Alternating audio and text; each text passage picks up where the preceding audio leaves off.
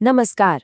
कभी सोचा है कि अगर कोई किसी को अपराध करने के लिए उकसाता है तो कानून इस चीज को कैसे देखता है? आज हम इसी दिलचस्प सवाल का जवाब ढूंढेंगे भारतीय न्याय संहिता यानी बीएनएस के अबेटमेंट या उकसावे से जुड़े कानूनों के जरिए। तो चलिए इस पूरी बात को समझने के लिए एक सीधे से सवाल से शुरुआत करते हैं।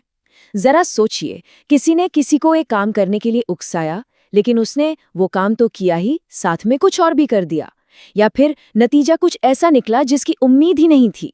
ऐसे में कानून क्या करेगा? अच्छा, आगे बढ़ने से पहले एक बात साफ कर लेते हैं। हम यहाँ बात कर रहे हैं भारतीय न्याय संहिता यानी बीएनएस की। ये वो नया कानून है जो अब पुराने आईपीसी की जगह ले चुका है। तो हमारी आज की सारी चर्चा इसी नए कानून के हिसाब से होगी।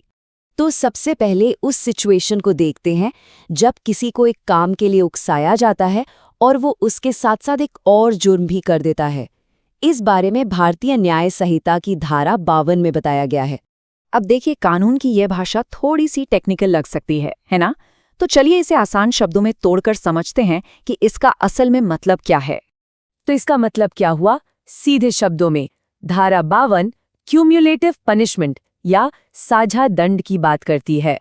मतलब उकसाने वाला सिर्फ उस एक काम के लिए नहीं, बल्कि उसके चक्कर में हुए हर एक जुर्म के लिए जिम्मेदार होगा।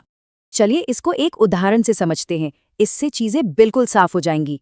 मान लीजिए ए ने बी को सिर्फ एक पुलिस वाले पर हमला करने के लिए उकसाया, लेकिन बी ने हमला तो किया ही, साथ में उसे गंभीर चोट भी पहुंचा दी। तो नए कानून के हिसाब से अब ए सिर्फ हमले के लिए नहीं, बल्कि गंभीर चोट पहुंचाने के लिए भी उतना ही जिम्मेदार है। तो बॉटम लाइन क्या है? बॉटम लाइन ये है कि धारा 52 उकसाने वाले की जिम्मेदारी का दायरा बहुत ज्यादा बढ़ा देती है। उसकी जिम्मेदारी सिर्फ उकसाए गए काम तक ही नहीं रुकती। अच्छा, ये तो बात हुई जब एक एक्स्ट्रा अपराध हो जाए, लेकिन सोचिए अगर कोई एक्स्ट्रा अपराध न हो, बल्कि नतीजा ही बिल्कुल अलग निकल आए, तो क्या होगा? यही सवाल हमें लेकर चलता है हमारे अगले जरूरी सेक्शन की तरफ। तो अब हम उस सिचुएशन की बात करेंगे जो थोड़ी और पेचीदा है। मतलब जब नतीजा वैसा न हो जैसा सोचा गया था, बल्कि कुछ और ही हो जाए। इस बारे में धारा 53 में बताया गया है। एक बार फिर कानून की भाषा पर गौर करते हैं। इसमें सबसे जरूरी हिस्सा है आखिरी लाइन, यदि वह जानता था। बस ये 3 शब्द, इन्हीं में इस पूरे सेक्शन का निचोड़ छिपा है। इसका मतलब ये है कि धारा 53 का पूरा कॉन्सेप्ट इस बात पर टिका है कि उकसाने वाले को इस बात का अंदाजा था या नहीं कि ऐसा कुछ हो सकता है। यहाँ सबसे अहम चीज नॉलेज या ये जानना है कि ऐसा हो सकता है। तो देखिए, इस सेक्शन को लागू करने के लिए 3 शर्तों का पूरा होना जरूरी है।